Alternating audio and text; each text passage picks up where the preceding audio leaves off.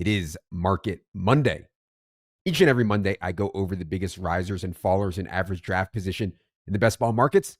I will discuss whether I'm buying or selling these players at their new prices and why. The idea is to get you up to speed very quickly on what's actually happening out there in drafts and how to adjust. All right, let's get into it here with 4 best ball risers from the last 7 days. DeAndre Swift is up 4.3 spots to 76th overall, up similar amounts on Underdog. I think this is simply the field adjusting to the NFL's running back market. And we are too in our best ball rankings. When the offseason started, we built in a bunch of quote unquote unlisted running back touches to the Bears running back projections. We thought there was a decent chance they would draft a running back on day 2. And if not, go and get some veteran help like a J.K. Dobbins or a Nick Chubb or trade for Travis Etienne. Thought maybe earlier in the offseason they could add a free agent like a Rico Dowdle or Javonte Williams, something like that.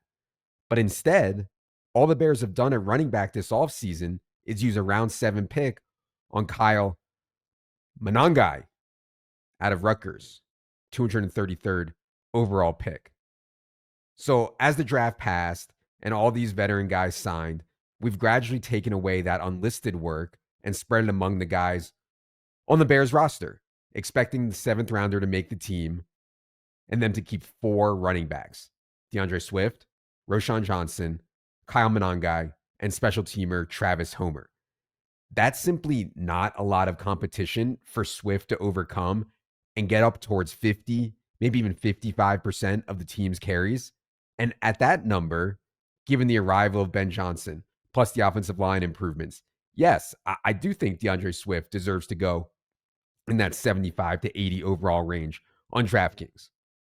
Now, people are going to say that Ben Johnson, quote unquote, hates DeAndre Swift. And this stems from the April 2023 trade in which the Bears sent Swift to the Eagles in exchange for a round 5 pick. At that time, Ben Johnson was the offensive coordinator of the Lions. What that fails to contextualize is the Lions had just used the number 12 overall pick on Jahmyr Gibbs and also added David Montgomery in free agency. So was Ben Johnson and the Lions, were they looking for an upgrade on Swift? Yeah, maybe. I don't think, though, even DeAndre Swift would argue with you about Jahmyr Gibbs being a massive upgrade. So I think it's similar to the Travis Etienne situation. Perhaps the Bears coaches, Ben Johnson, perhaps they don't love Swift. He's going to have to earn it. But he's still going to be a big part of what they do this year. I would take Swift ahead of Quinshon Judkins, ahead of Jaylen Warren, ahead of Caleb Johnson. I think Swift belongs right in that range with Aaron Jones, Tony Pollard, Isaiah Pacheco. And on DraftKings, hopefully I have a really strong wide receiver room and maybe an elite tight end already. Running back in that range, that Aaron Jones, Tony Pollard, Pacheco, Swift in that range, that's something that I land on plenty. Second riser is Evan Ingram. He's up 8.1 spots to 99.7 overall on DraftKings. Pretty big move here, 8 spots to sneak into the top 100. And there's been zero news around Evan Ingram. He's just moving on air. And honestly, I'm a little bit confused by it. I mean, we're at 108 overall on Evan Ingram on DraftKings. I'm not too inclined to chase him up the board here into the top 100 when we can get Mark Andrews, David Njoku, Colston Loveland, Tyler Warren, Dallas Goedert, Jake Ferguson. We can get all of those guys a little bit or a lot later.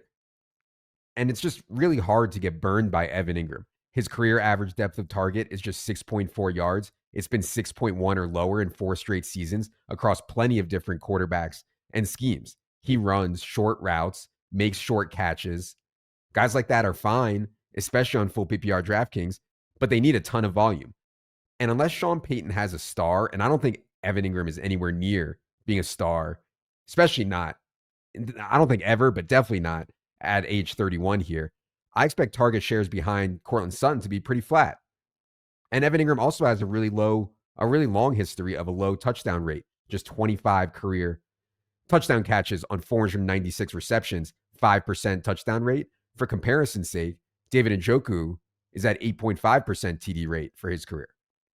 Now, getting back to why Ingram might be moving, Mark noted a couple things to me. First, people might be scared right now to take Jonnu Smith with all of these Steelers trade rumors. Can't say I blame them. Still think Jonnu Smith getting traded to Arthur Smith, Pat Freiermuth in Pittsburgh is in play. And second, people are taking Bo Nix at 91 overall. They can make a couple reaches on both Nix and Evan Ingram to ensure the Bo Nix, Evan Ingram stack in best ball. I get reaching for stacks. I don't think this one is one that I'm reaching for. Both are just going really high right now. Bo Nix can hit in a big way in games and for the season, even if Evan Ingram isn't great. There's just a lot of opportunity cost in that range to reach twice. Third riser, Rasheed Rice, up 3.1 spots to 25 overall. Suspect this move is related to the health reports out of Chiefs OTAs. By all accounts, Rasheed Rice was moving great. Looks like himself. He's now 8+ months removed from the torn LCL and PLC in his knee. Now, of course, at 25 overall, Rasheed Rice better be 100% healthy at that cost. And he better be in a spot to absolutely smash because he's now going ahead of Josh Allen, Chase Brown, Lamar Jackson, Jackson Smith-Njigba, Devontae Adams, some guys that are really strong plays and I think really safe. So my biggest and maybe my only concern with Rice is where he wins. He's not really a downfield receiver. He's a bit limited. He's a guy who needs those short area targets and then go nuts on yards after catch. And he's really, really good at this. And he has the perfect quarterback for it. He was set to absolutely crush in that role last season. First 3 games last year before he got hurt, had 24 catches, 288 yards, and 2 touchdowns. So Xavier Worthy has shown he can do that role now, showed that late last season. Travis Kelce is back again. Hollywood Brown was re-signed. It's a little different. I think the most likely outcome here for Chiefs wideouts is Xavier Worthy continues or resumes running the deeper routes, becomes the more volatile option. Travis Kelce is used mostly on third downs, clear passing situations. He's not a huge factor in terms of target share at age 36. And Hollywood Brown is a mid or deep option on middling volume, which would leave Rice in that super valuable underneath role. But this is not like last year when Rasheed Rice was my most owned wide receiver because he was going in round 5 or round 4 for much of the summer. Now we need to take him at the 2-3 turn if we want him. And I think that's roughly right, not a bargain. So I've been doing a mixed strategy at the 2-3 turn. I take different combos of Bucky Irving, Josh Jacobs, Trey McBride, T. Higgins, Rasheed Rice, Chase Brown. I'm trying to mix those in a decent amount. Last thing on Rice, I would note that the Chiefs play the Broncos in week 17. Obviously, best ball championship week. Am expecting the Broncos to have one of, if not the best defense in the league this year. So just wanted to note that. All right, fourth and final riser to hit this week. Dante Thornton up 3.5 spots on Underdog to 211 overall.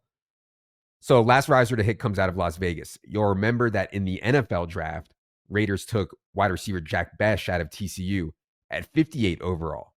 Then came back with Dante Thornton out of Tennessee at 108 overall, round 4. I think the assumption, and by myself included, was that Besh would enter camp and likely the season ahead of Thornton with a good shot to be the wide receiver 2 opposite Jakobi Meyers. So it was a bit surprising to get this report from ESPN out of OTAs. It said, Dante Thornton has spent a good amount of time with the first team offense. Las Vegas would occasionally have Thornton and Trey Tucker on the outside while Jakobi Meyers lined up as a slot receiver. Wide receiver Jack Besh, the team's second round pick in April, has flashed, but the majority of Besh's reps have come with the second team. And maybe this makes sense, right? Perhaps the Raiders view Besh as the replacement for Jakobi Meyers in the slot. Jakobi Meyers will be a free agent after this season. He'll also turn 29 years old in November.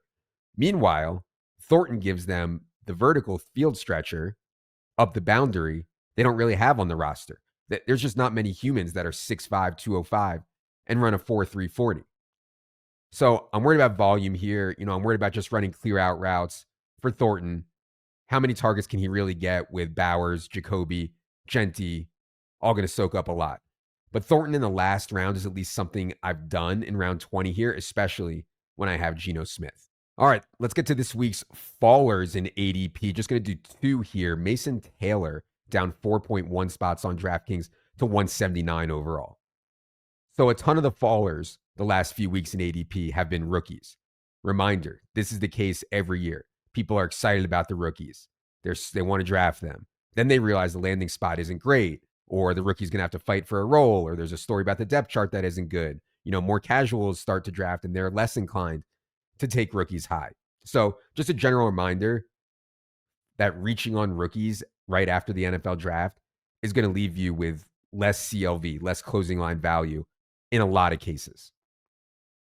Mason Taylor specifically, he's really tough to get there on in projection. We've been very low on Mason Taylor versus market since the draft. Have the Jets pretty run heavy, as I think we should. And Justin Fields has obviously had his troubles, or at least inconsistency, throwing the ball in terms of efficiency. Now, Mason Taylor's a good prospect, caught 55 balls in 12 games for LSU last year, was number 42 overall pick in the draft, only has to compete with Jeremy Ruckert and Stone Smart for snaps right away. I just think the floor on Mason Taylor is really low, thanks to scheme, offensive philosophy, rookie status, Fields. I think I'm typically looking for safer options around that round 15 range at tight end. I prefer Freiermuth, Mike Gesicki, Brenton Strange, Hunter Henry, Cade Otton, maybe even Dalton Schultz or Chigakonkwo. But I do want to be high on Justin Fields. So taking Taylor with him in 3 tight end builds is something that I'll do, and I'll still have a piece here of Mason Taylor.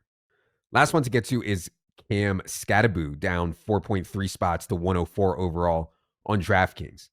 Again, no real news here, just rookies being a bit overvalued by best ball virgins pre-draft and out of the gate right after the draft.